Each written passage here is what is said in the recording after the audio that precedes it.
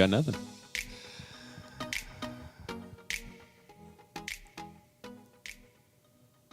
Welcome back, friendos. Aloha, as they say. You say? As the Hawaiians say. Okay. Happy Leap Day. Yeah. It is February 29th. Beautiful day. Mm-hmm. Sunny. Warmer than yesterday. Yes. Yeah, and I got Brax with me. Hey, everyone. Greg and Mike are out. Yeah. I don't know what they're doing. Not permanently. No, not out. Not out permanently. They're out. They're just out today. Yeah. So we got Brax. Hey. How you doing, Brax? I'm doing well. How was last night?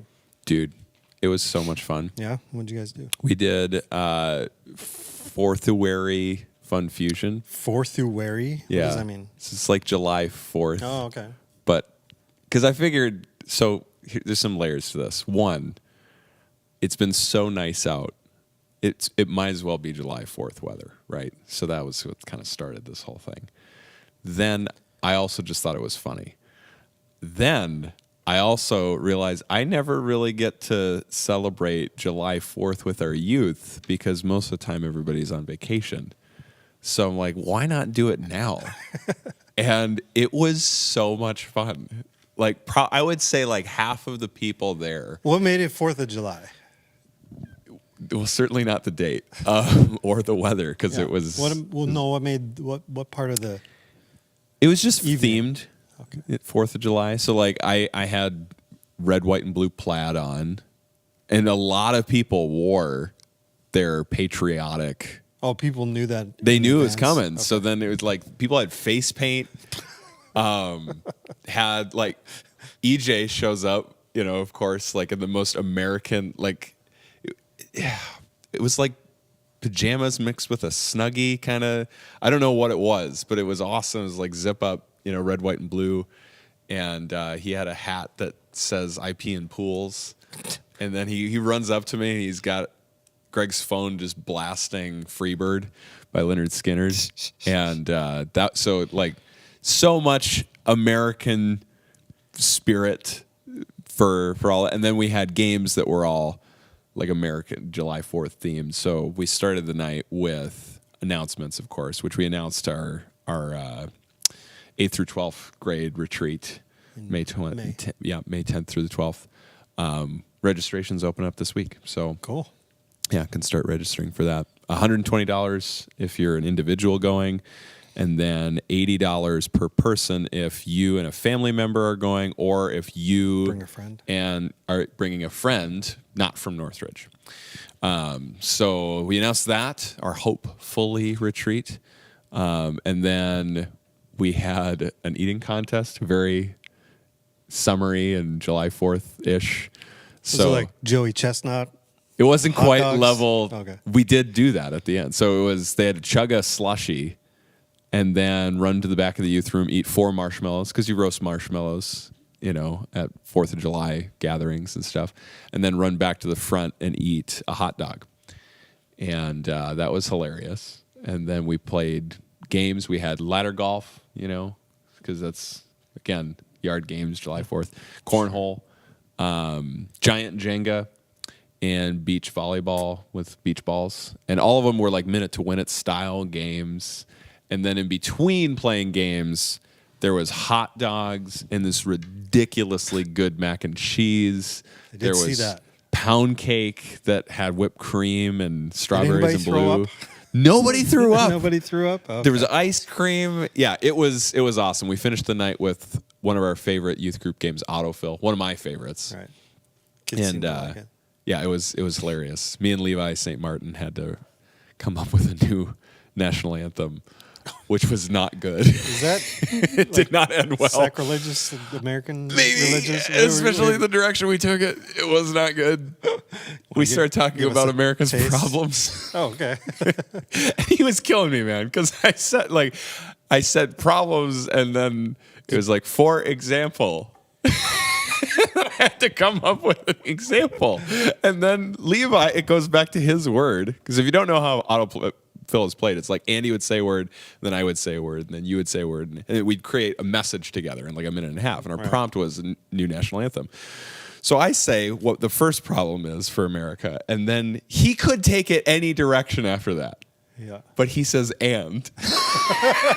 And he just kept saying and. Yes. So I had to keep going. Oh, that's funny. It was awful, but it was a great time. It was, probably like over 70 kids, something like that. Did you do it in like song or did? No, Okay. but then we had a little bit of time, like probably 30 seconds after that game, to tally up what the scores were for the winning team. Okay. And so I tried singing from memory the new national anthem, and it was awful. In the melody of Star Spangled Banner. I could not do that. Okay. No, that would end up sounding too much like Fergie at the end of the day. So they made a book off of that. They did. Yeah. There's a Fergie national anthem book, and it's all like transliterating what she said. And when you listen to her singing and you have the book, it really you think that she's actually singing those lyrics and not the national anthem lyrics. It's hilarious. It's kind of like the dubbed.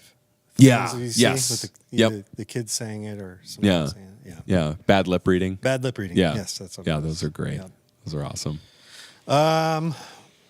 Do you know anybody born on Leap Day? Nope. They don't exist. Who's the most famous person that do you know anybody that was born on Leap Day? Not any personally, or just like famous people that were born on Leap Day? I don't know of any. I'm gonna guess President Garfield. No, I don't think so. He's not on there. The most famous on that list that I saw was Ja Rule. Who is that? Ja Rule, I don't know who you're talking about. a rapper. Listen, man, I was homeschooled. Okay. What era is he from? Is this current? The 2000s. Oh, okay. Yeah, I was. Y'all gonna make me lose my mind up in here. Up in here. Y'all gonna make me act a fool up in here. No. All right. Nope. What? Do you know how Leap Day started? Well, I know a little bit of the history of our calendar system that I can share. Who was the very earliest leap year? Who thought of the idea first? So here's going to be my guess, and here's a little bit of the history behind it. Do you know why February has 28 days instead of like 30? No. So Julius Caesar took a month and had it like Julius Caesar month. It's July. But he wanted his month to have more days, so he had 31 days. So he took one from February. This might be apocryphal. I don't know if this is real, but I think this is really what happened. And then Caesar Augustus comes along, August, right? He goes, well, I'm going to have a month, and I can't have it less than Julius's. So then he gets 31 days. Do you know what month he takes it from? February? From February. So February has the lowest They had because of those 2 guys. days. Yeah. Well, you're I right don't with know. Julius Caesar. He was the one that instituted it or suggested? Right. Nice. And the astronomer Alexandria, Sissogenes of Alexandria. Sissogenes? Sure. I don't know. Shook things up in 46 BCE with the creation of Julian calendar. Sissogenes noticed that the Roman calendar was out of step with the seasons, suggested inducing leap years to keep things aligned. But they went overboard, adding more leap years than necessary. And then Pope Gregory the 13th introduced the Gregorian calendar in 1582. And Greg was happy. That's the new system. Was Okay. that? Look at that. Other things that happened on Leap Day? The Salem witch trial. Oh my gosh. Yeah. Did it start that day? Or just Marked a chapter in history. Salem witch trials kicked off with the first warrants issued on February 29th, 1692. Man. This day remains a chilling reminder of consequences of fear and superstition. Superstition, such as... Very superstitious. Writing on the wall. Do you know there's a name for Leap Day babies? Leap baby? Frogger? Leaplings. Leaplings? That is so rad. I love that. Yeah. So They a also- 16-year-old is only 4, Yeah. right? It's wild. You get to choose your They birthday. consider February 29th to believed to be unlucky for love. Really? Yeah. Isn't there a movie with Amy Adams about leap year? It's called Leap Year, I'm pretty sure. And she like goes to Ireland to find love, and you have to like get married on leap year day or something. Well, another thing that has come up over the years is on leap year or leap day, women propose to men. That might be the premise of the movie. It might be. Yeah. I just know it's got a green background. What was that? I don't know. There's a... It's in like Donald Duck. Oh, Duck. Yeah. This leap year loophole allowed women to break free from waiting for men to propose. Over time, this evolved from a serious social opportunity to a more lighthearted tradition. Okay. Leap year capital? The capital of leap year? Does it only show up? The leap year capital. Do you know what the leap year capital? Of the world? Yeah. Well, according to one country. Guess what St. Louis. state? St. Louis. No. That'd be Missouri or Kansas. I'm just thinking it has the arch, so you could leap over things. No, it's Anthony in Texas. It's right on the Texas-New Mexico border. Why? I don't know. Why does it? Earns its title as leap year capital with a festival celebrating February 29th, starting by leaplings, baby leap years, Marianne Brown and Bertie Lewis. The event welcomes everyone to celebrate the extra day together, starting with a dinner exclusively for leaplings. This multi-day event is a testament to the town's enthusiasm for February 29th and a fun invitation for everyone to leap into celebrations. Huh. Dinner only for leaplings. That's pretty exclusive. That's boring. So, anyway, there's some leap day Yeah. fun facts. Those are fun. Yeah. Have you ever had any memorable things happen on leap day? Nope. Okay. Not a one. Cannot think of any. I got a blind top 5 for you today. Blind top 5. Dude, the last one I listened to for these was the chicken one. Chicken sandwich one? Yeah, the chicken sandwich one. Yeah. I was like, guys, Chick-fil-A is coming. Okay. Got to hold out that that's what I number did. one spot. I I was so proud of you because everyone, like Mike's, was just insane. There was no rhyme or reason. He's just like the first one he hears, like, yeah, I'll probably give that number 2. I'm like, well, you're insane. How it was Unless like it's McDonald's or something. It's crazy. unless it's something I know Yeah. that's the one, I would always start with 3, no matter what. Unless it's like okay. That's a good either strategy. extreme good or extreme Yeah. bad, I'm always like 3. So, Okay. blind top 5 movie I figured you'd do this to me. like series, like the whole thing. Oh, the whole thing. Yeah, the whole catalog. Oh my gosh. Right. You're gonna Indiana kill Jones me. is number 1. Oh, I hate you. Because I love Indiana. Well, the thing is, I've only seen the first 3 good ones, and then the next 2 are not worth watching. You haven't seen the No. most recent one? The most recent one's actually pretty good. Is it? Yeah. Listen, I don't want to watch Indiana Jones in the slightly difficult crossword puzzle, okay? Because Harrison Ford is one of my acting heroes. He's incredible, but he should not be playing this role anymore. And Well, this is it, yeah. And like the first quarter of the movie is like enhanced young version, which is awesome. which is really cool. 'Cause I'd watch that worked. quarter. Yeah. It worked. It did not. It didn't. Sorry. He's getting emotional. Verklempt. It didn't pull me out of it at all. Right. Yeah. Which is awesome. Yeah. Okay. So Indiana Jones. what actor would you compare to Harrison Ford? Of like who could play him now? No, just like at his level of Oh gosh. like like I do like this guy or this guy. What? Remember, like we sat in your office with Zach, and Yeah. I said if you could only take like Oh yeah. the yeah. movie catalogs, Yeah, of like yeah. Sylvester Stallone or Arnold Schwarzenegger. Yeah. Who would you Out of those comp two? with Harrison Ford. Oh, with Harrison Ford. Gosh. I was talking to this about on my vacation with Luke and Yeah, Caleb. he's so unique in stumped. his roles. Right. And he's got like two of the biggest franchises Yeah. out there. Yeah. I don't know. Ah, gosh. Anyway. Yeah. Okay. Ranking. All right. Ranking. I'm gonna have to take your strategy and do 3 because I don't know what's coming next. Yeah, you don't. I have no idea. Jurassic I'm blind. Park. Okay. I could do 4. Okay. We'll see if there's anything. All worse. of the Batmans. Dark Knight. Dark Knight, like every Batman movie. Yeah. Out Dark there? Knight, Michael Keaton, Twilight guy. Robert Pattinson. Yeah. Dude, he's my favorite Batman. Is he? Yeah, he killed it in that movie. So good. All of them ever, I'm gonna put it 5.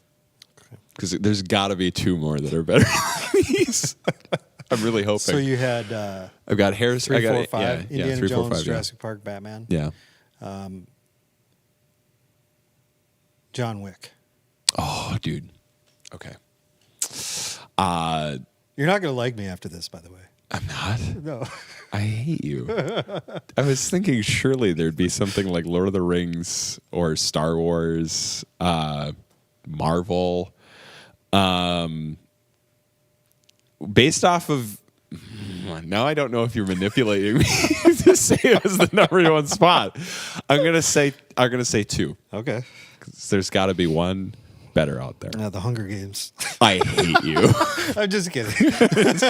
I mean, obviously, the number 1 would be one of those 3. Yeah. If I said Marvel, Yeah. Star Wars, or Lord of the Rings. Yeah. So that's why I was trying to stay away from those. Just Okay. because.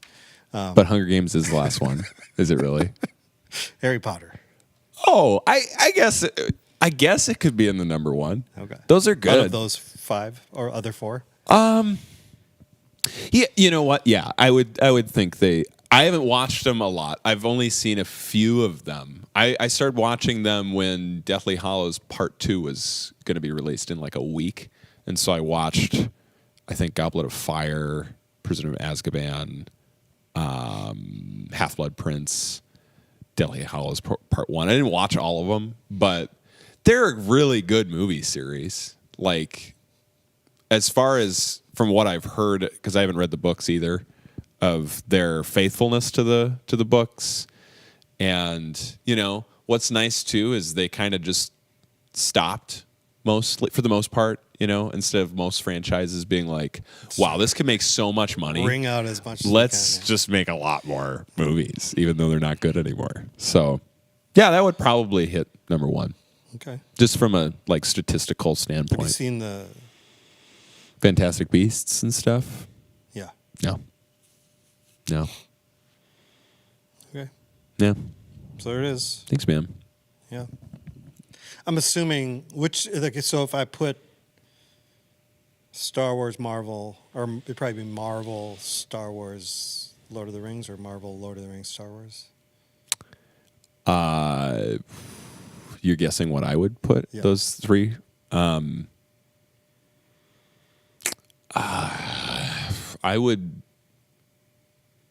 I would probably say Lord of the Rings Second. would be first. Oh, more than Marvel? Yeah. Okay. At this point, Interesting. if you had asked me after Endgame, That I would have said that Marvel would threw me off. be number 1. Just because we have like an entire phase and a half of Marvel movies that are just like, dude, I used to go to every Marvel movie in theaters, not even just one time. Right. I saw Captain America First Avenger, I think 5 times in theaters. How old would you have been? Like I was... No. That movie came out in 2012. Battle of New York is in 2012 for Avengers. So I think it was 2011, probably. I was 16. When did the first Iron Man come out? 2008. Okay. I was 13. All right. So you Yeah. were close to 12 in 2008. Yeah. All right. So I saw all of those movies in theaters multiple times. Iron Man? Iron Man, I think I saw at least once in theaters. And then going forward, it was like, yeah, every movie in theaters. Avengers, multiple times. You know, like I said, Captain America, probably 5 times. And then that kept going because I would go like with friends first. Then when Jess and I started dating, I'd go with friends first, and then we'd go see it together. Because normally, like friends and I, we'd like cosplay, and that's just kept getting better. And Jess doesn't want to have anything to do with that, so we do She that. doesn't want to go as Wanda. She's probably warming up to the idea now. I could probably convince her, but now this last phase, like I didn't see the Marvels in theaters. No. Did you see it at all? I'll watch it soon. It's on Disney Plus now. Yeah, so, I thought it wasn't too bad. Yeah, Jess watched I it. thought it was fun. I haven't even seen Black Panther: Wakanda Forever. Interesting. Because I love Chadwick Boseman so much, and I don't think I'm done grieving. I think if I were to watch it, it would just be like, yeah, he's really gone, and he's not Black Panther anymore. And I love Letitia Wright; she's great, but I don't know. I can't bring myself to watch it yet. Yeah. So it's like a phase and a half of movies that were just like, they're okay. Quantumania, I enjoyed, but what I really thought that the whole thing was a misstep, because part of the charm of the first two Ant-Man movies is seeing tiny things big or big things tiny. And then they went to basically quantum space. So everything's about the same size. And it's all like, it didn't matter. Yep. It was like, oh, he's big Ant-Man in this space world. I don't care. Right. Like it wasn't charming that way. I didn't even think the second one was all that great. No, the second one wasn't. The first either. one was brilliant. The first one was amazing. Yeah. It was such a breakout. Like, who expected this to be be good? Yeah, And it was awesome. It was really good. Like the last fight scene in Cassie's room, with like the Thomas the Train Engine that they're fighting on. It's just so good. I love it. Yeah. So yeah, I would say Lord of the Rings, then Marvel, then Star Wars. Okay. Star Wars has just had. I hate that they did a new trilogy after the Skywalker saga of 1 through 6, because it just made everything not matter. Everything in the first 6 movies is like, hey, you know how we defeated evil in these first 6 movies and brought balance to the Force? It's kind of what Marvel does a little bit. Yeah, exactly. Is that it's not. It's a cash grab at this point, and I don't like that. I like when there are good stories. Do you think the Bible does that a little bit? Cash grabs? No. I don't think the Bible does. The New Testament is like retcon of the Old Testament? No, not at all. No, it's the fulfillment. I know. It's totally like the Old Testament's like episodes 1 through 3. Yeah. And then the New Testament is 4 through 6. But the New Covenant is almost like, well, not really. It's just like it's foreshadowing. Yeah. It's like when you hear in episode 2, Attack of the Clones, when Anakin's kind of losing his mind, and you hear that, it's like, oh my gosh, he's coming. So there's like all that, the same like tunes are being played in the Old Testament that you get to hear in its fullness in the New. It's all just setting it up. So, yeah. Okay. I didn't mind the newer trilogy. I like. Okay, I'm not gonna say which one I liked because it's so controversial to say. Oh, it's the second one. Thank you. Yeah, the Last Skywalker. Last Jedi. Or Last is Jedi. So good. Yeah, most Star Wars. It's grown on me. Yeah, there's still a few bits in there that I'm like, they could have gotten rid of that. Yeah, for sure. I mean, they could have gotten a different way to get the thief guy instead of doing the whole casino thing. That whole part. Del Toro, right? Yeah. Yeah. Benicio del Toro. Yeah. Yeah. I thought it was the most Star Warsy of the 3. And they didn't do anything with Rose after the fact, which made everything that they did in the middle of the movie just like pointless. Yeah. So. Yeah. But they had no plan. That was the thing that was the worst about it. Is like in episodes 1 through 6, George Lucas had a plan of the story that he wanted to tell. And then they're like, we're going to hear us out, 3 more movies. Okay, what's it going to be about? We don't know, actually. There's going to be like Luke Skywalker. And how about this? The first movie is just a remake of episode 4, but not as good. Can we do that? Yeah, I mean, you can parallel all 3 of them together. Yeah. with the first 5, 6, and 7. Yeah. Or 4, 5, and 6. Sorry. Yeah. But, I mean, there's nothing wrong with that. Yeah. I don't know. I wish that they would just tell an original story. Yeah, you but, know, but see, and have on a the plan. flip side is you tell an original story and all your loyal fans will be upset that it doesn't feel like Star Wars. But you like in the second one that they did, Last Jedi, all of that felt like Star Wars. All of it. And it was the most original, I think, of the 3. Yeah, but it still felt a lot like Luke Skywalker going to Dagobah. Yeah. You know, and Rey going to Yeah. Oh, for sure. All that stuff all that did. stuff. Yeah. And her going Yeah. through the thing downstairs. But you see how like mirrors if and- you watch like the Clone Wars and stuff, like you can set a new story within the time that we already like, you know? And that's I think the thing that they should have done is just make movies within kind of like Mandalorian Yes. and Ahsoka and a few of those other shows that they have. 100%. But I think you have more space to develop that story in a TV series than you do in a movie. Yeah. And you have to kind of get after it in a movie. But Rogue One, dude, is like I think it's my favorite Star Wars movie. Yeah, it's up there for me too. It's so good. Right. And it's like we could easily tell stories like that within the timeline that we already have. And then what was the TV? Andor. Andor. Oh Andor my was gosh. great too. Yeah, I can't wait Yeah. for the second season. Yeah. That's going to be great.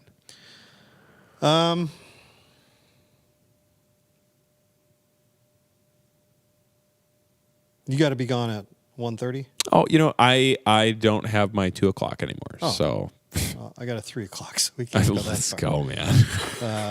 What else has been going on then? We'll just chit chat for a second. Yeah. How's life? Oh, it's good, man. Yeah. Done with Done with seminary. school. Yeah. Which is really nice. I haven't been not in school since 2019. And even 2019, like I knew it was coming. So it's like you can't really just enjoy your time. So yeah, done with seminary. I got my piece of paper. They sent it to me in the mail. Nice. I'm like, there it is. It's official. And it's like in my cabinet, just because it'd be weird to have it in my office. It's just like no space to put anything. Yeah. in You there, don't have your you own know? office. No, I don't. But I get to hang out with family ministry people. It's pretty rad. So, but yeah, done with that. Now I have more time to work, and I have more time with family, and I have more time to give Jess to not always be with the kids, which is nice when there's 3 of them as young as they are. So yeah, it's been really good. Much more relaxed, not as stressed out about things, and just really loving like my job too, which is just like a lot of fun. It's like I don't have all this schooling that's distracting me, and I can just like pour all of my mental energy into youth ministry. And it's just so much fun. Like every week, I'm like, I get to do, you know, I have like stuff going on Tuesdays. I've got stuff going on obviously on Wednesdays, Thursdays, Fridays. Like, and every day is different. And every day I'm like, oh, it's this day. I get to do this today. And it's a lot of fun. Like I'm really, really enjoying getting to do what I do. That's awesome. So yeah. I feel like I don't see your kids that much anymore. No, No. that's weird. Yeah. Well, I mean, they're on Wednesdays and Sundays. Yeah. They're I around. don't see them as much. Is it because like? Well, how are you seeing them before more? I don't know. I don't know. I don't know. That's It just weird. seemed like I was seeing Clint like all the time, and we were becoming best friends. Yeah. And Oh, he loves now you. I hardly see him. Yeah. He's going to be a teenager Man. before you know it. Oh my gosh, that's crazy to think. Jess and I have been How old is hanging. he? He's 4. 4. Okay. So yeah, I mean, Jess and I have been hanging out and together now for nearly 10 years. Well, dating almost for 10 years, hanging out longer than that. Yeah. And so, yeah, it is like, oh my gosh. Before you had any eyes for her. Before I had any eyes for it, yeah. And now it's, yeah, I'm thinking like in 10 years, Clint is going to be 14. And that is so weird. I don't, yeah. I can't handle it yet. Be about the age when I first met you, I think. Yeah, I think I was 15. 15? Yeah. 2010? Yep, I was 15. Okay. 15 years old. Yeah. Which, that's wild to think. Yeah. Yeah. Man, we go way back. It's been a while. It has. It's Yeah. been fun. I enjoy your friendship. Oh, so likewise. yeah, thanks, man. Yeah. Had some interesting moments in there. We have. Oh my gosh, I have. We literally we were at a staff retreat kind of day last week, and somebody made a comment about him and I bickering. Yeah, yeah. And for like a brief second, we held hands. It was so natural. We both reached out to each other. Like, yeah, but we worked through it. Yeah. Yeah. No, it's so much fun. I love it. It's awesome. Yeah. So this has been. I would think you would say this has been your best year on staff here at Northwest. Oh yeah. So far. Yeah. I mean, it's not over. Something No. can still happen. Yeah, that's true. Yeah. No, but I think it is. It's I just feel like there's a level of quality and excellence that we have in our youth ministry that's just, yeah, kids want to be there. I want to be there, which helps kids want to be there, you know? But it's just a lot of it. It's like the little things of like making things look good.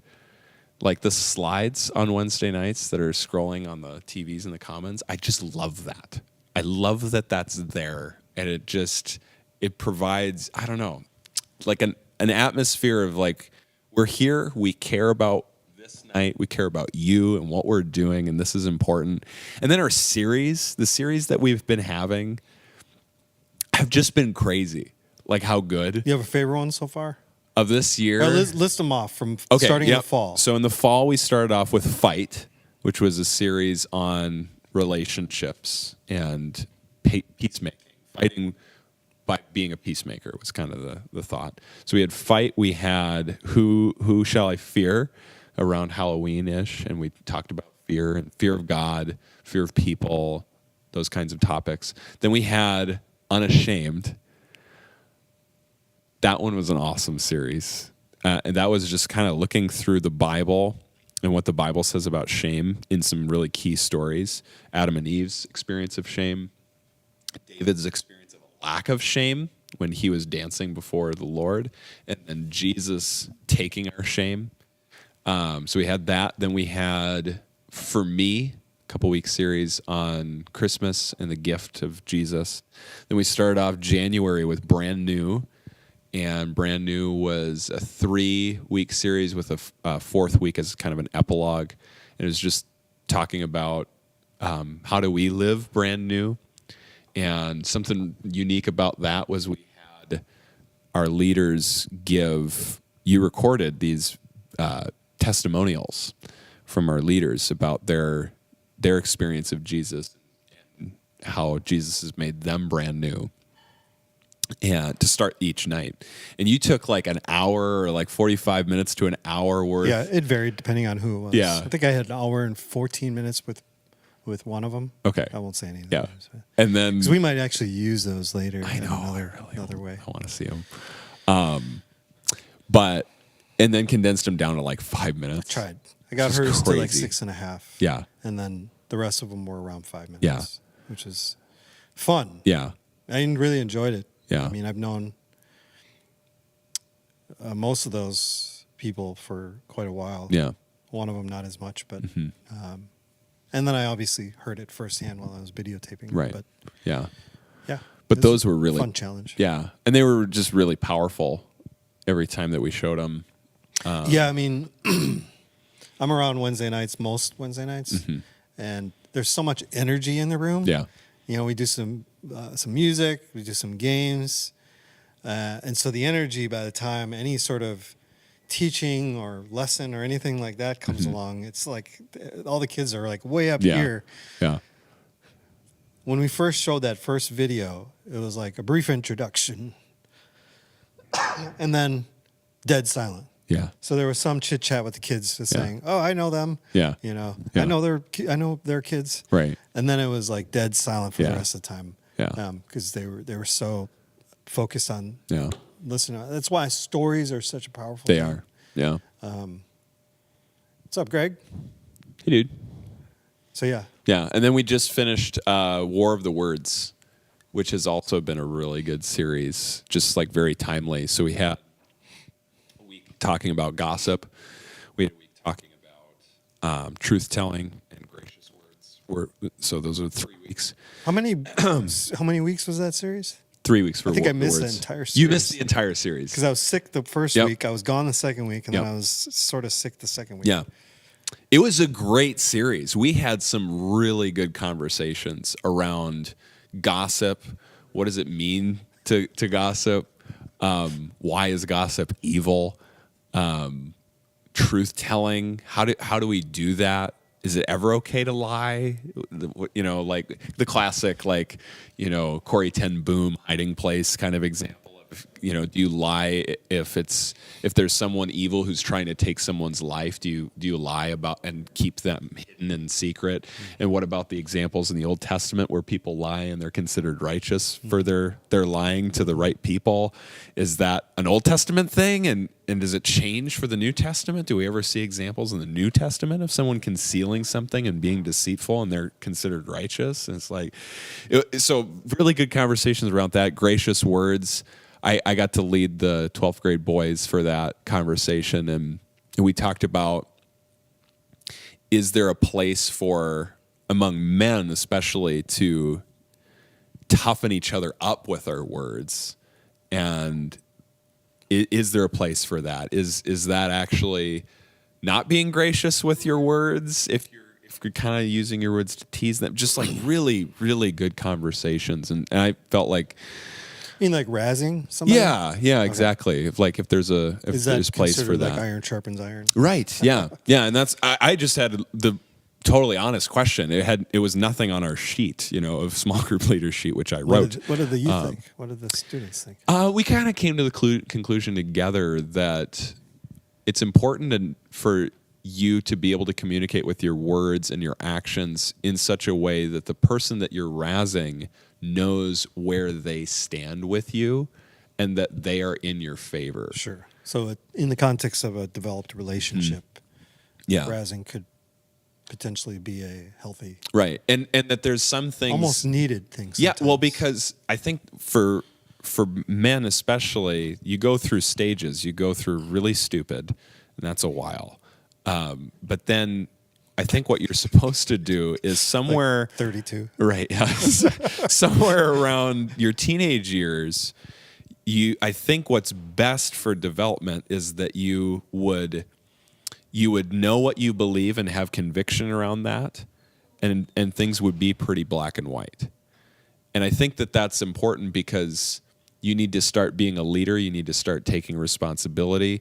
And then too, if you're going to get married, as I'm just thinking of our development as human society, what woman wants to be with someone who's really wishy-washy and like, yeah, I don't know what I believe. And I don't know, about this thing. I don't know where I stand. I don't know if I'll stand up for you, like all that kind of thing. So I think that has to happen. But then in your 20s, I think you have to start having some gray areas and your conviction meets love. And then those things kind of mingle together into really, I think, the best combination that you can be as a man. But one of the things that's important in that development process, I think, is that a man would stop taking himself so seriously. Because taking yourself seriously is actually a sign of pride. It's humility to be able to play. It's humility to be able to take a joke. And that's also, in humility is where you can love best. So you can't love best if because of your convictions, you're also taking yourself really seriously. So I think it's sometimes the role of older men then to razz younger men and to tease them so that they'll stop taking themselves seriously. And that's a survival thing. Like if you want to stay in that community with those men, you have to start learning how to take a joke about you. Otherwise, you go home and you cry and you leave. So it's, yeah. Anyway, that was kind of what we talked about. It was a lot of fun. Really enjoyed that conversation with those guys. Interesting. Yeah. What's next? What's next? We have Prophet, Priest, and King on Wednesday nights that we're starting up. a 3-week series looking at the different roles of Jesus in our lives. So Jesus is the prophet. He's the one who speaks into our lives. He speaks the words of God into our lives. He's priest. He's the one who is able to go to God offering blood. So looking at that aspect of our relationship to him and that he brings about salvation. And then king is that he's our leader and he brings about a better kingdom than the one that we've been living in. So, yeah, I'm excited for that one. We're wrapping up for Sunday mornings our high school series that we've been doing for the month of February, which is Controversial February, which has been a lot of fun. We're wrapping up this Sunday with an epilogue talking about dating for our high schoolers. So free donuts and talking about dating. What's controversial about dating? Well, there's controversy in like how you go about it. And just looking at some different perspectives, we're going to examine. Should high schoolers date? They can. We'll get into it. And you know something is that we'll record the audio for it and the slides. And so there is a podcast that you can find on Spotify called Brax Tax that every Thursday, the high school lesson that we had on Sunday is released. So if you are interested in seeing what we talked about for Controversial February, look up Brax Tax, my name, Brax, Tax, Tacks, and you can find those episodes. We also have episodes on Spotify and anywhere really the podcasts are found. YouTube, we've been putting Controversial February on YouTube as well, our NRF student YouTube. And there are links to the Spotify account because we also have Tuesdays. We have other episodes that talk about different things. Me and Preston Schmeidel, we just talk on, so every Tuesdays and Thursdays, new episodes.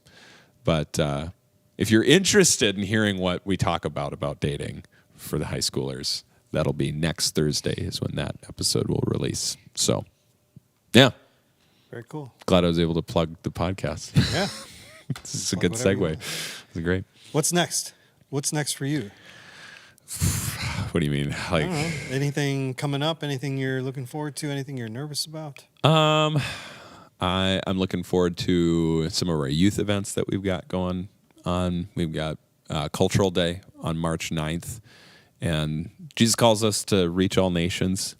And what I've found is it's difficult to love people and relate to them if you've never met them and never been around them. So kind of hard. Yeah. So we're going to go to Midtown Global Market and we're just going to kind of do a field trip, hang out with some different cultures, eat their food, ask questions. So that's March 9th. And then we've got... What day of the week is that? Saturday? Saturday, yeah. Okay. Yep. So you're not going to be able to go. I wish I could. Bummer. Because I enjoy experiencing different cultures. Dude, there's a Thai place down there in Midtown. I've been to Thailand. Oh, yeah, you have. Yeah. Yeah. I love Thai food. It's so good. Yeah. Yeah. It's all right. I like fried tofu with yellow curry. I don't like tofu. It's my favorite. I don't like curry. Okay. Anyway. And then we've got, we're going to go down to the Mall of America on March 16th. And there's a couple slots left. Maybe one slot left for a high schooler to sign up. We're going to go to Tactical Urban Combat, which is a place in Mall of America. It's a laser tag place, and it's like this huge setup. And it's all like decorated and set up to be like a city. And so you're like hiding behind like it's an urban setting. And so then, cool. Yeah, dude. And so you got different settings for your laser tag gun too. So you can like get a flamethrower, sniper rifle. It sounds so flamethrower. I know. So yeah, and then you can like get points to get like a nuclear strike or something like that. It sounds like Call of Duty, but it's laser tag. That's so funny. Yeah. So we got some of those things coming up, and that's going to be fun. I'm looking forward to just the next season of ministry too. We're planning as a youth ministry team. We're planning as a staff, right now about what 24, 25 looks like, and. So weird to say that. Yeah, I know, but I'm just so excited too about like all the possibilities of what we can do and how we can make things better. And yeah, I'm just hyped, man. Cool. Yeah. Well, the main reason that we tried to plan having you on here is to talk about something that we all experience, even though some of you might say, "Oh, I don't ever do that." I think I could scientifically say everybody does. Yeah. You just don't remember it. Yeah. And that there's all sorts of theories, controversies, whether it's from modern science or even looking back at the Bible to see what that has to say about it. I'm building it up. Yeah, that's good. Yeah. There's really wacky interpretations of it. There's more rational thoughts. It's about dreaming. Yeah. We go to bed, and in the middle of the night, a movie plays in our head. Yeah. And sometimes you wake up, you don't remember it. Sometimes you don't even think you did it. But I think science would say that everybody who enters into REM, which is rapid eye movement stage of sleep, usually lasts an hour and a half or so, a couple hours, which is actually in the lighter stage of your sleep. So when this kind of the sleep pattern goes, you could chart it where it takes about 90 minutes or so to get to deep sleep, and then you go back up. You're not dreaming during your deep sleep time, actually. Yeah. It's when you're in your lighter stage, rapid eye movement. It's exactly what it says. Your eyes actually are twitching, but you're in a lighter stage of sleep. For instance, have you ever had like a beeping noise going off in your dream, and then you wake up and your alarm's on? Yeah. Yeah. Yep. There was one time where I was dreaming where I had my Jeep. This is my old red Jeep. Had the top down, had a bunch of luggage in the back for whatever reason. I was driving down the steep hill, kind of like in San Francisco, the brick street, down a huge steep hill, and drove right off the pier into the water. And my Jeep is floating on the top of the water. Yeah. And I start hucking all the luggage back onto land. Yeah. And I wake up. It just happened that night. I slept out in the hammock up at the cabin. Okay. And I wake up to rain. Oh. I don't know if that's anything connected. Yeah. Right. Yeah. But dreams are wild. They are. Yeah. I think it's everybody's, I don't mean to use this word dream, but to be able to take a cable and plug it into your brain and put it onto a TV while you sleep and record it so you can see what They're working on that. they're working on. That? Yeah. Oh. Yeah. Not the cable part, but just like getting diodes and stuff like that hooked up. And then they're working on Being able to see what you're actually see what you're seeing. Yeah. Yeah.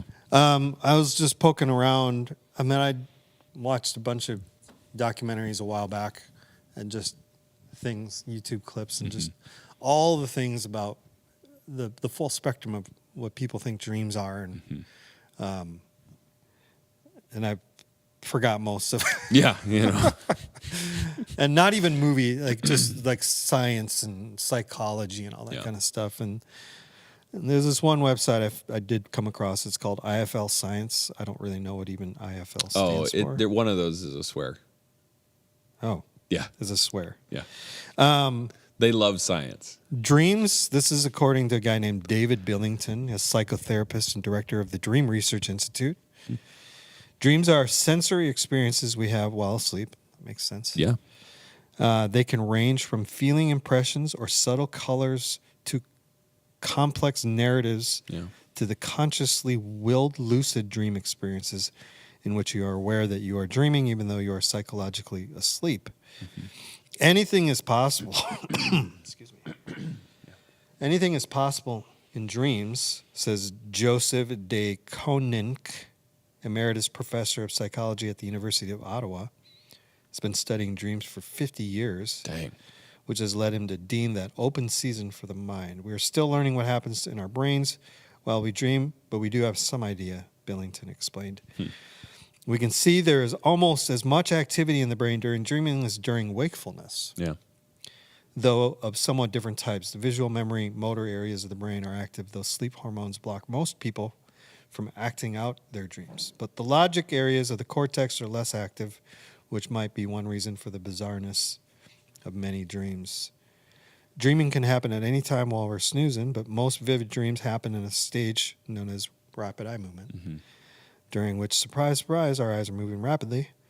It's thought we spent 2 hours dreaming each night. That's crazy. Although quite why we do is debated. Yeah. There's no scientific demonstration that dreams serve a biological function. Yeah. That's according to De Koninck. It suggested that dreaming may help us to process emotions and memories and aid us in solving problems in our waking lives. Other theories posit that dreams may benefit our perception of reality, or a la psychologist Sigmund Freud, that they serve to protect sleep from disruption or represent the fulfillment of unrealized wishes. Francis Crick dabbled in dream theory after his work identifying the structure of DNA, came up with an explanation deemed reverse learning, in which we dream in order to forget. You must unlearn what you have learned. Well, that's kind of one of my thoughts about dreams, is that it's just a subconscious dump. So, but I just think dreams are such a fascinating thing. Yeah.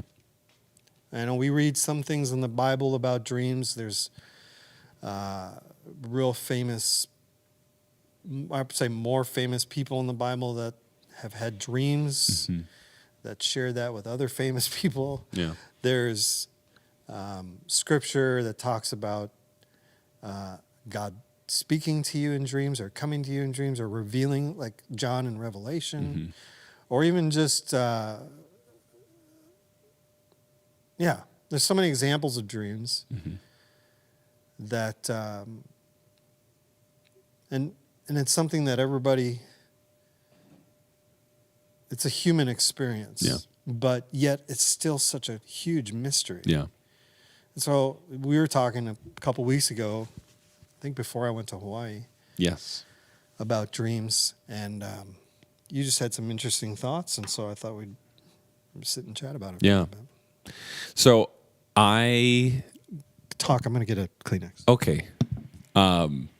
This is odd sitting here by myself now. I don't subscribe to the subconscious dump theory. And all of this is just opinion too. This is not like I know these things for sure. But part of why is this last year I had some experiences with dreams that made me think it would be pretty hard for me to think that my dreams are just locked in my skull and have nothing to do with what's going on outside, or I think they're a very, very spiritual thing. So we talked about this before we talked here. I had a few weeks where there would be, and I have 3 examples of this, where I would dream something, and then during the day, something would happen that was very much connected to the dream. So I was dreaming one. And I think they were all kind of like in the morning is what it felt like. I was dreaming, and I dreamt that I was in a city, and that there was a plane that was going down. We could see it, and it landed in this body of water, and all of the passengers were okay, and we were just working on trying to get them out of the water. Did you just watch Sully? I did not just watch Sully. Did not even think about Sully.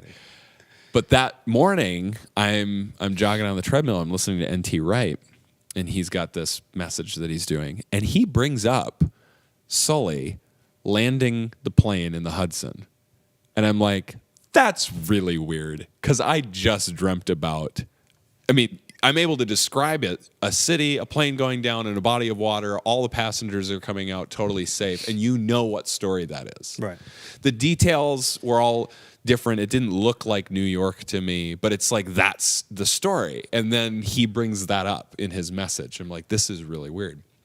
A few days later, I have where this one's less cool, but there was something about being pulled over in my dream, and I don't dream about that.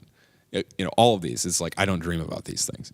And then again, N.T. Wright, I'm listening to him, and he brings up as a main example of some point in his message, police officers pulling people over. And I'm like, this is weird. And then like a week later, I'm dreaming, and I'm at someone's house, and I don't know these people, but apparently, but this is the thing with dreams is like it's not logical. You're just there, and you're there for whatever reason that you're there, and it's fine. We can talk about why that is a thing for dreams. But I'm in this house, and I'm with Jess, and there's a mom and her son, and the son's probably like five or six. And you don't know these people? I don't know these people. You don't recognize them at all? Not at all. Did they have names? Nope. Okay. Not that I remember. Well, his name might have been Jacob. I don't know that for sure. But I'm in this house, and they have a pet cobra in this house. I've never had a dream with a cobra in it that I know of. And I know that it's a cobra because it's got the hood and it's got the eye on the back, I'm like, that's crazy that they would have one of these. And they're in the other room, and the mom is praising this cobra like you would a dog for doing the right trick or something, because the cobra is like mouthing the boy without biting. And I'm like, this is so weird. But I remembered it, and I'm driving to the chiropractor that morning and listening to the Bible Project, and Tim Mackey and John Collins are talking, and they bring up in Isaiah, I think it's Isaiah 66 or 61, the prophecy, the young child will play with the cobra.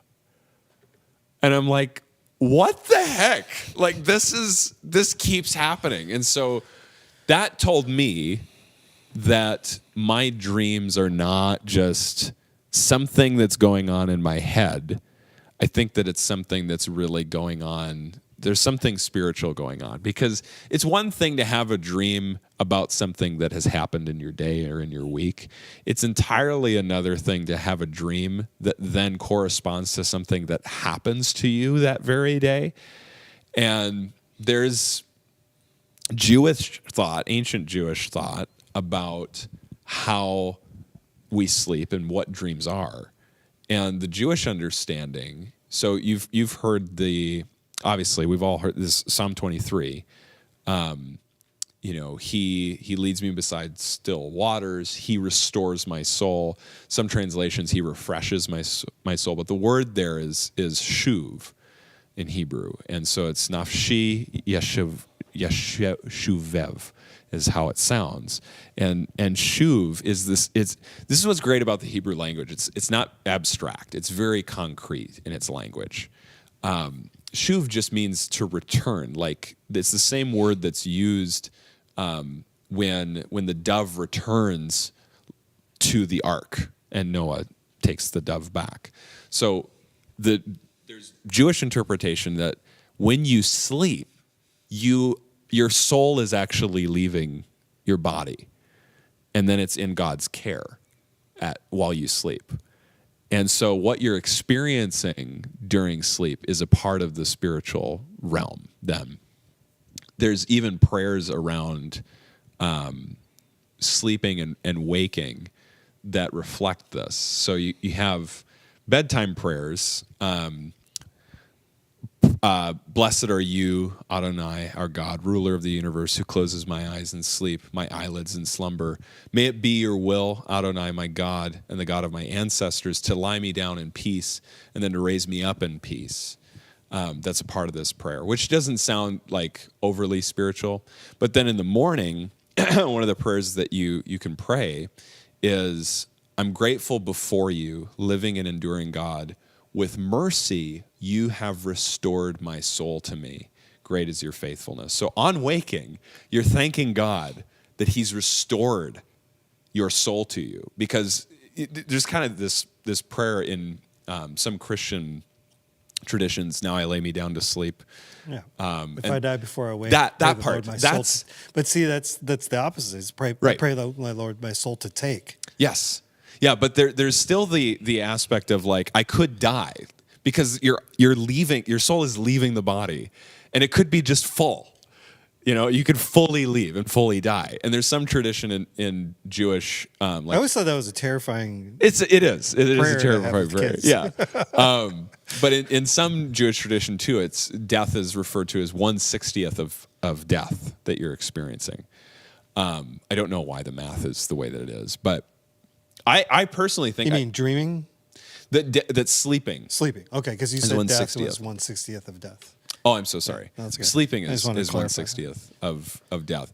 So I think that what's happening while you dream is that you are experiencing some amount of your soul leaving the body, not fully, but some amount of that, and then because my guess would be because your brain is still active, still alive, what your soul is experiencing is getting interpreted through your brain.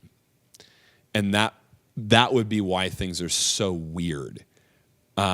Because, you know, we kind of have an understanding about this of like when it comes to angels and people in the Bible seeing angels, is it seems like they come in very different forms.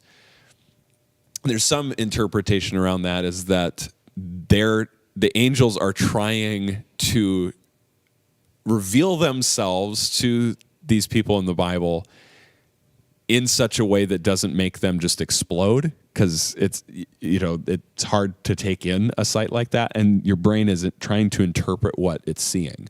So an example of our brains trying to interpret what we're seeing, there was a blind guy that I was listening to on YouTube, and he does these kind of like blind people Q&As. It's really fun because, you know, people have questions about blind people all the time of like, what do you see? You know, so he answers those kind of questions. But he has a disease that was shutting off all of his cones in his eye, and they were just dying, and so he had it very degeneratively. He was losing his sight slowly. But every once in a while, he'll say, because he's like pretty much completely blind, every once in a while, light will hit his eye just right, that it'll hit something that's still alive in his eye, and it'll send a message to his brain.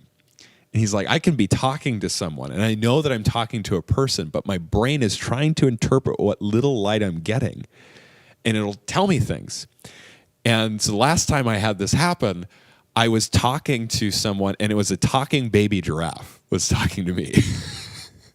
It's like, obviously that's not true, but your brain is trying to interpret the input that you're getting. Sure. And so I think with dreams that's part of what's going on, is that you are experiencing something. You are getting input, but your brain is trying to interpret what's going on, and things are weird.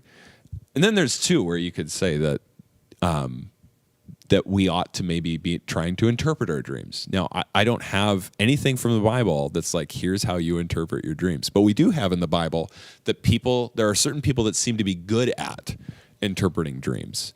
That there are people in high counsel to kings that are interpreters of dreams. And so I don't know how you do that. And obviously it's not something that's really important from the Bible's perspective. Otherwise, I think we would have, First Dreams 1, explaining how you do this. But maybe it's our brain is trying to interpret things. Maybe there's symbols in our dreams, and they can be interpreted. Either way, I think the main point that I've gotten from dreaming and sleep is that sleep and dreaming is this 1/60th of death. You're experiencing death to a certain extent. And that's helped me too, to not be so afraid of death, because it's like, oh, this is, I've like, when I get to my deathbed, I hope that I will have the thought, I've done this before. I've had practice in this before. And now it's just it's the full thing. I was rehearsing all the other times, but now is the full experience. So what do you think the utility of those 3 dreams that you shared, yeah. where they seem to be somewhat prophetic? What do you think the point of it was? Well, the point for me was, at the time, what I got out of it, I was very much focused at that time. Basically all of 2023, I was very much focused on death. Just coming to terms with, I am going to die at some point. And there's this quote from Carl Jung that is, what you most want to find will be found where you least want to look. And I think for me, death had been this thing that was the place I didn't want to look, because in that is my fate. In that is reality. Is there anything after death? And so I had been very afraid to look at it seriously. And so then I started in 2023 to really focus on and do research around death. And so the utility for me in having those 3 dreams, for one, 3 can be a number of certainty in the Bible. If something happens 3 times, it's like, yeah, this is pretty certain. So I only had 3 of those experiences. I haven't had that again. But for me, it was when I am sleeping, I'm being communicated to by God, that God is out there. It tells me some things, right? It's like I'm getting an input of data. Where is that from? You could say that it's your own mind that's just creating this thing from, lazy synapses firing, not knowing what they're doing while they sleep. But having it where it was prophetic, that it was pointing to something that was going to happen and another point of data that I was going to be given in that morning. That just confirmed for me so much about what I believe. It's like, you can't make that up. You can't, surely, I'm not looking around and looking at a transcript of everything that these guys are going to be saying and okay, I'm going to dream about that, which you can make that happen. All 3 of them N.T. Wright, or was it just 2 of them? 2 of them, and then the last one was Tim Mackey. Is it N.T. Wright your daddy? No, he is not my father. Although, dude, that would be kind of rad because he's British and really smart. So, but yeah, for me, it was just that confirmation of I think we all need this as Christians. We need times where God is gracious to us and gives, when we seek Him, that we'll find Him, that He'll give us confirmation of His presence and His reality. And I really needed that. And especially with sleep and death being so closely linked in what I consider to be the biblical imagination, having where this 1/60th of death is actually leading to something good for me, I think was another way for me to continue getting over my fear of death. So, should Christians feel guilty about being afraid of death? I don't think so. I think we need to. I think part of what keeps us from looking at our own deaths and overcoming fear of it is that we do feel guilty about being afraid of it. And I don't know, personally, I was never really all that honest about not being afraid to die. And I don't know about other people. Maybe people are really brave about this, but I've been like, no, don't want to do that. Not at all. And when I was honest with God about that, of I am afraid to die. I don't want to do this. My fear was a part of a lack of certainty that I really, now it's weird. I don't believe in God. It's just He is. It's right. It's there He is. He's around. It's the world I live in at this point. And that's taken work. It's taken looking at those things that scare me. But I don't think people should be guilty. I think they should be honest. I don't think they should feel guilty about being afraid. They should just be honest about their fear of death. And then to start looking at it and being like, okay, I'm going to look at Jesus' death, because in Jesus' death, there's also resurrection. In looking into my tomb, I'm looking into Jesus' tomb, and both are empty. That's so important for us to get first. And I think that's the starting point. And then, you do more research. I did a lot of research on near-death experiences, death coincidences. There's a lot of hard data in science around this, of people experiencing near-death experiences. They're pretty consistent across cultures of what they look like, what people experience in those moments. It's very clear that the soul has left the body at that point. There's no brain activity. And yet there are also details about the environment that the body is in, that there's no way that the patient could have known. And the soul has left the body and is able to see things that are really there, that from the perspective of the body can't see. So it would be like, and this has happened. There was someone who had died in the hospital, and she was very OCD. And there was a machine that had a serial number at the top of it, and she had that memorized when she saw it. She's like, that's the number. So her spirit was floating around. Yep. Okay. And she sees these digits, these numbers, and then, she has her near-death experience. They bring her back. And she says what the numbers are. And, to kind of humor her, they get the handyman to come over and okay, what are the numbers up there? So he gets on the ladder and he reads it off, and it's exactly what she said it was. And there are people there was one story of an older man that, in order to get the oxygen tube in, very quickly they had to do everything that they were doing, and I don't know the medical side. They needed access to his mouth. They had to take his dentures out. It was very quickly that they're moving and stuff. He's out of his body at this point, sees where the nurse put the dentures into a drawer.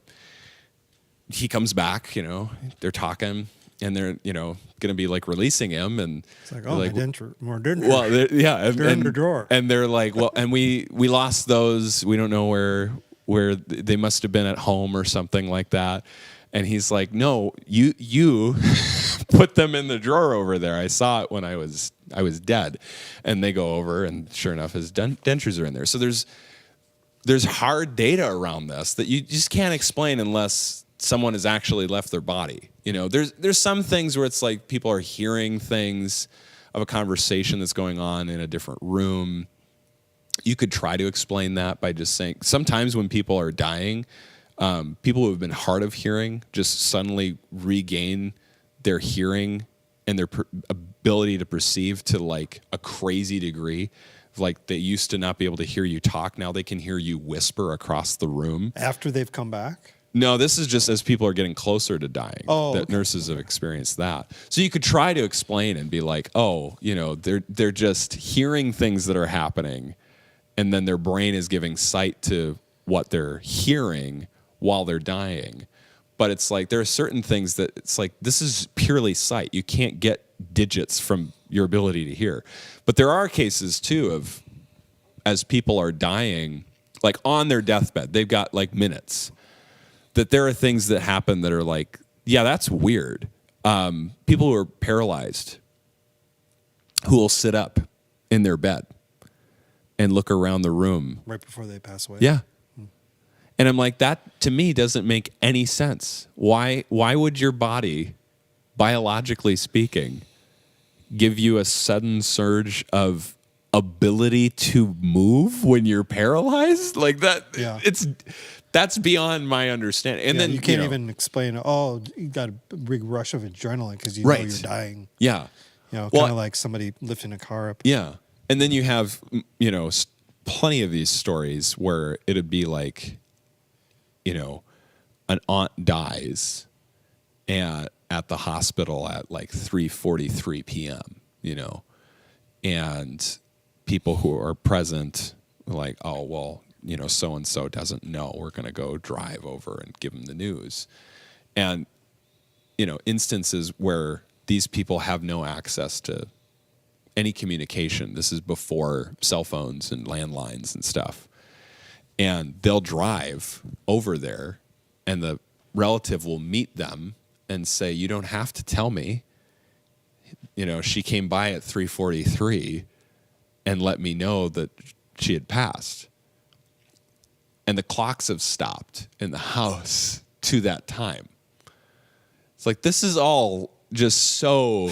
That's bizarre. Like, you can't explain that. Like, the closest thing... Like, you'd have to tell me, in order to explain that scientifically, materialistically, you would have to tell me that there are certain people who become so close in life that they have a Wi-Fi bond to each other, and that your brain and there's a signal sent when they die to that other person, and that other like person Bluetooth, right? And that other person's brain interprets it as their spirit, right, seeing them, and it's like, at that point, I don't know if we have any difference besides science and spirituality. At that point, it's like, if that's the connection that's been made and there's this Bluetooth or whatever, then probably the Bluetooth is just them. Like, I don't see why we have to take this extra step and say, yeah, there's no afterlife. It's like, no, and we get to experience it in some way every night, I think. 1/60th. 1/60th. Yeah. It's wild. It is, man. Yeah. I mean, there's all sorts of conversation. We could go deeper into the Bible. We could go deeper into like pop culture, dream interpretations. Yeah. Like there's dreamdictionary.com or whatever it is. It's all out there. And it's all symbolism. It's all they're doing is symbolism. It's not like they're trying to interpret your personal dream. Right. They're just saying, oh, you saw a cat? This is what cat, This is what a cat does. Or like, have you ever had where your teeth are falling out? Yeah, there's a huge thing about teeth dreams. Yeah. I've heard that if your teeth are falling out in a dream, that you're stressed out. Transition. Okay. Yeah, it could be related to transition or like a rebirth of some sorts. Yeah. Oh, well, yeah, and that's so symbolic. Right. Of like, because your teeth are coming out, that's in a transition in your life when you're younger. Yep. Huh. That makes sense. There's rotting teeth. That's another, like if your teeth are rotting. Yeah. This is so gross. I know. It talks about like you're neglecting a responsibility. Okay. Did we talk about this yesterday? Of if you've ever had where it's nighttime and the sun is out? You shared that you had a dream about that the other day. I've never had that. I wonder, let us know if you're listening and you have had that, because it is such a weird feeling. Where in your dream you think it's nighttime. Yeah. And it's nighttime. You know it's nighttime, but it's light outside. Yeah. Yeah. Or vice versa, where maybe it's dark, but it's like, noon. Yeah. It's kind of like an Alaska thing happening. Yeah. It's wild. I've never experienced that in real life. Would you there's rather a certain live... feeling assigned to it. Alaska has those times of complete dark. Yeah. Or like not complete dark, but nighttime. Yeah. For how long? Oh, it's like a few months. Couple right? months, yeah. And then they have a period where it's all daytime. Yeah. Is it the same? I think so. I think it's half. Would you rather live in Alaska during the dark or during the light? I think I would probably prefer the light. I feel like the dark would get depressing. Does that say a lot about you and me that I'd prefer the nighttime? That does. The night I like owl. the night. I don't. Yeah, I mean, whatever. Life. Yeah. I'm a night guy. Yeah. Night owl. Yeah. I used to be, and now I have children, and they wake up at like 6:30 every morning. I was telling Jess the other day, I'm like, I used to think, just in the last few months, I would think that I've become a morning person and that I can't sleep in anymore, that I have to be up by like 6:30 or 7. Just like the rhythm of my body can't let me do anything else. And then I realized that might not be true. It's just that my kids are waking up at that time and then in turn waking me up. So, yeah. I used an alarm in Hawaii 2 nights. Wow. I mean, I set it every day. Yeah.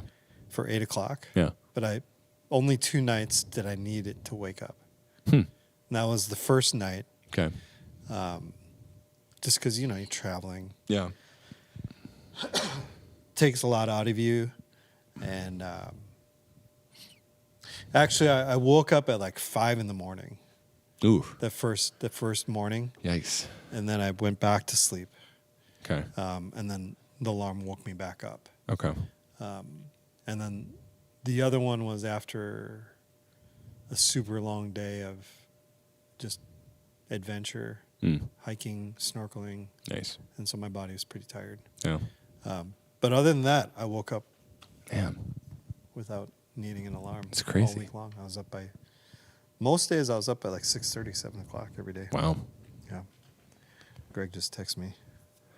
So you're on Hawaiian time. You're not a night guy. It's just that you're constantly on island time. Yeah, right. 4 or 5 hours behind. Yeah. So I go to bed at 1 or 2, Yeah. wake up at 9. That's amazing. Yeah, you text me like right at 10 o'clock today. Mm-hmm. No, Yeah, I thinking that figured like, he'd be awake by now. Greg is texting me about another podcast at the moment. Oh, is it Brax Tax? No, he's texting me Yeah. about a comedian being on another comedian's podcast. Oh, nice. So, have you ever had a dream about falling? Yeah, I don't have them as much anymore. Have you ever died in your dream? Yeah. You have? Yeah. Multiple times. Like in the same night? Oh, not multiple times in the same night. Or did you wake up when you died? Mm-mm. Okay. But I keep dreaming. You did? Yeah. I thought they say you can't die in your dreams. That's what I hear, but I do. I've had my jugular cut in an operation. Yeah. And you that was wild. And you flatlined? I died. It was so. Did your spirit in your dream? No, I died and moved on to another dream. Oh, you just went to sleep. Maybe it's like 2/60th. I don't know. It was weird. Like that one was 1/30th. There was cut it down to 1/30th. The jugular thing was. Shouldn't be laughing. It was weird, man. So like the setup was I have very odd like fantastical dreams too. So if you're someone who just dreams that it's like about your day of work, I can't always relate to that. Most of my dreams are going to have something just crazy. I think but depends on how. I don't think I've ever had a dream about a normal day. I have. When I worked at Wendy's, I would put in an entire shift, and I hated it. I would wake up, and I'd be like, and nothing weird. No, happened? it was just a normal day. You taking orders and yes, fulfilling orders. Yes, and cleaning and and then I would wake up, and I'm like, I gotta go to work. I should get paid for that. I just did a full work day. But most of the time it's pretty fantastical. And so for the jugular thing, it was a vampire had offered me eternal life. And if I would was just it a live, vampire that you recognized? No, it's just from like a classic movie? vampire, like like the hair, the really pale skin, like Do you have classic cape on? Yeah, he had the cape. Yeah. Yeah. He offered me eternal life. And it was or I would die. And it was I would die for somebody else. And I was a teenager, and I was like, I already have eternal life. I'm not going to take yours. So I laid down, and my jugular was cut. With his nail? No, I don't know who exactly. I thought maybe my brother was performing in the operation. This is weird. But Poor man. I know. So he cut it, and I started feeling cold, and I felt like things pooling behind me. And it was wild. And I was like, yeah, I'm going to just start counting down. I'm going to die. And I died. Yeah. Can you imagine the count as the vampire? That would be a great movie if it was like a horror flick with the count. Muppet movie. A horror Muppet movie. Yeah. Hey, once it becomes public R-rated domain, Muppet. it's going to happen. Oh. Well, they already did Winnie the Pooh. Yeah, they did. Yeah. Anyway, so there's been that. I've been shot. The most recent one was I was in my car and I got shot, and it like went into my neck, into my chest, and it's like, yep, this is it. And I just Because it was during that time I was thinking a lot about death, and so I was like, this is what it's like. This is what it must be like, and so, yeah, I saw light, and blood must have not been getting to my eyes at that point. But yeah, I've died multiple times. So I've only that I recall, like the classic driving off a cliff, and then I wake up. Yeah, I've never woken up from them. Have you ever had a dream where you're falling? Yeah. But for me, most of my falling dreams are more like the air is like keeping me up in the air, and I'm trying to fall and get back to ground, but the wind is like keeping me up, and I hate it. I've hated that because it's like the feeling of falling, but I'm never hitting the ground, So which I'm glad. Like zero gravity? That'd be sweet. No, it's the feeling of falling specifically. Okay. It's not that I'm weightless. It's that I am falling, but I'm like being whipped around, and it's chaotic, and there's no control over how you're moving, and I hate that. Absolutely hate that. I've had that. That would just be like you're feeling out of control. Yeah, and I've had where like I've been in like car crashes or like bike crashes, and I'll like fly out of the vehicle. And then I'm like tumbling in the air, and I'm like, oh man, I'm gonna hit soon. Like just preparing. Oh, I hate that. It's terrible. But yeah, and then there's lucid dreams where for me most of the time I can't control a dream, but those dreams where it feels exactly the same as real life. And most of the time, what I'll do is I'll be outside when this happens, and I'll go down to the ground, and I'll feel the grass, and I'll look at my hands, and it's the same as what I'm experiencing. Like if I look at my hand right now, this is what I would see in the dream. Have you had this where it's like this feels exactly the same as real life? Not that I recall. Okay.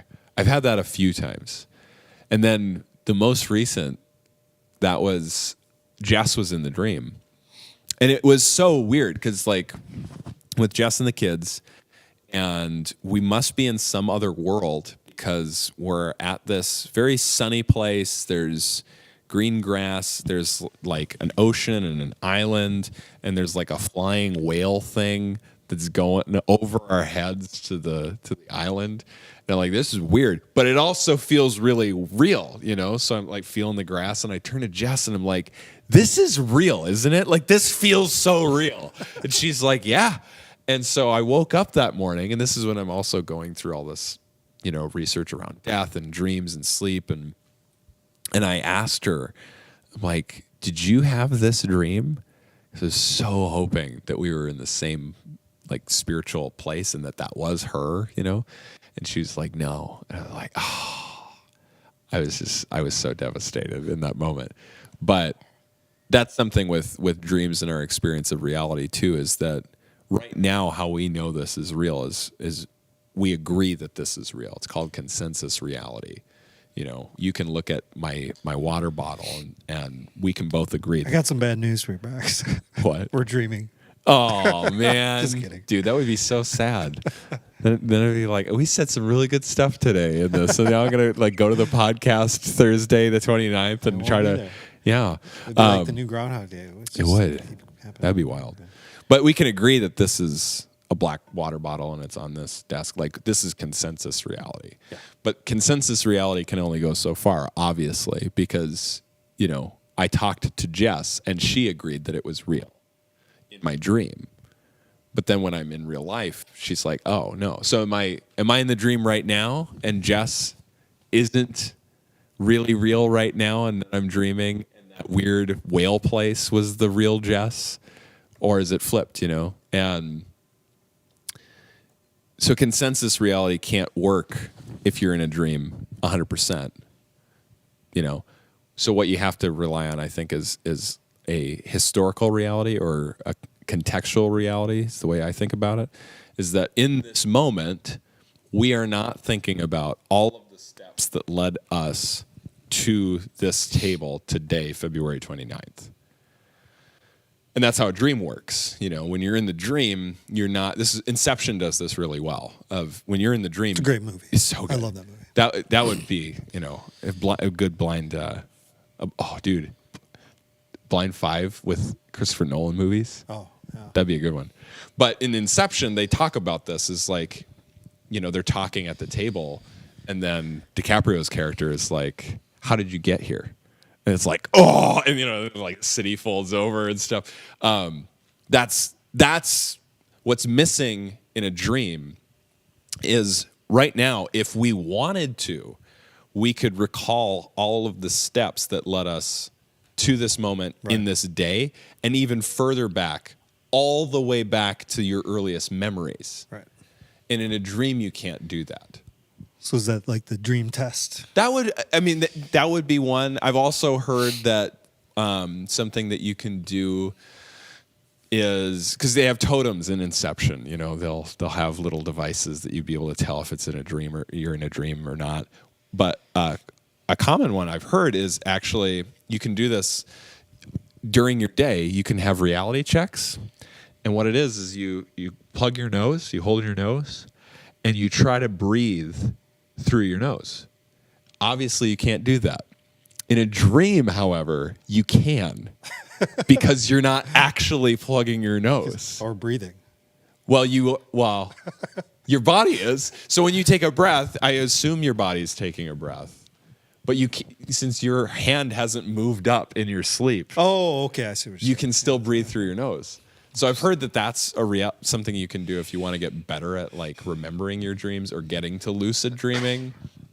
Is that you can plug your nose during the day and do that.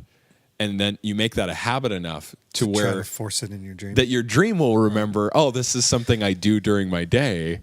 And then it's like, oh my gosh, I'm actually dreaming because I can breathe through my nose when I'm plugging it, which is so weird. Do you think we'll ever get to like scientific advancement where you could have a shared dream with somebody? Like say you and Jessica want to go to sleep together at night. Yeah. And maybe not every night, but like tonight, let's put this deal on and have a shared dream.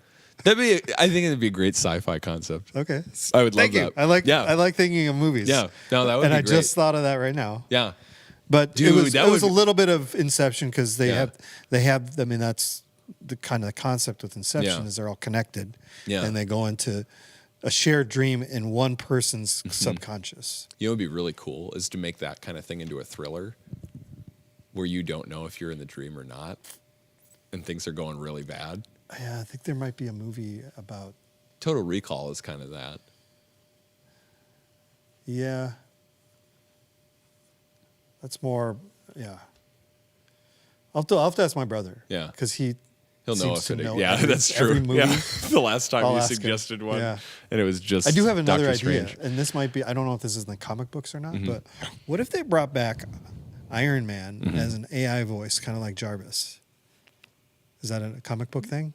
Ironheart. That's exactly what they See, have. I don't read any comic books, but that was my idea. And then maybe like the climax of it all is they decide to reanimate his sort of like they did with Vision. With Vision. Yeah. And he becomes Iron Man. No, that is literally what they do in darn it. Ironheart. Yeah.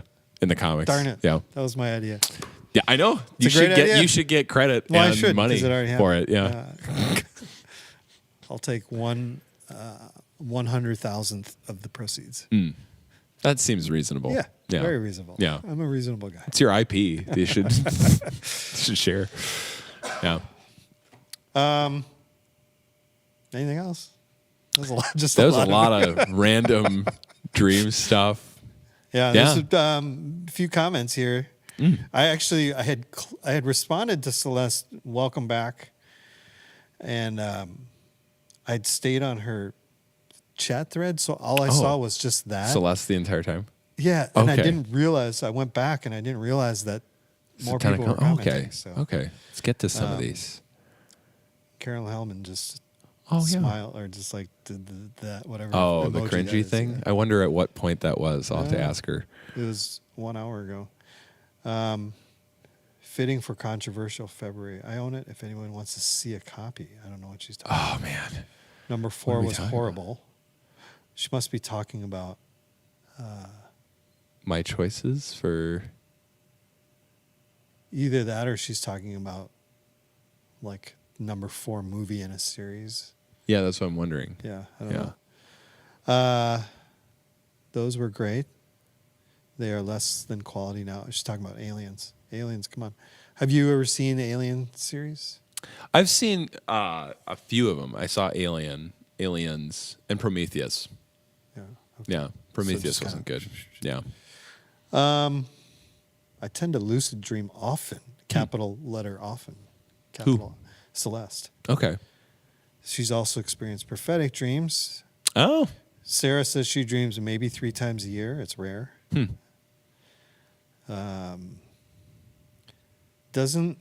Celeste says, but doesn't Hebrew for soul, nefesh, Yeah. meaning throat, but also mean conscious, It does. sentient?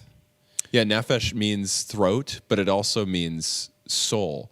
And this is just like soul. So there's nefesh for animals too.